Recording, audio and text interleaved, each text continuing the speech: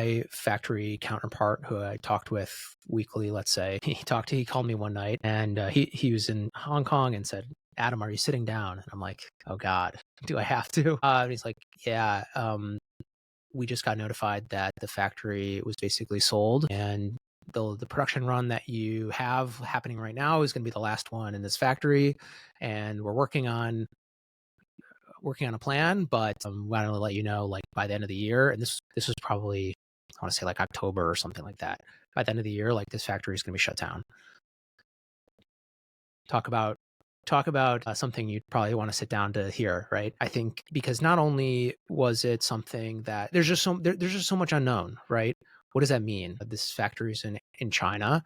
Can we get our tooling that we spent $100,000 on? Can we get it out? Can we move it? Can we just transfer the relationship from those vendors to a new assembly contract manufacturer? Do I need to go there? Do I need to hire a fixer that's going to be able to do all this on the ground stuff?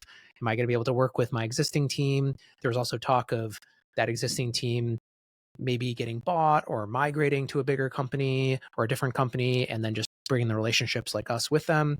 And so there's just all this uncertainty that ends up getting put on your plate. We then had to go through the process of basically requoting the product. So we went out to several other factories, requoting, looking at all the pricing, going back and forth. It takes a lot of time and energy to do that.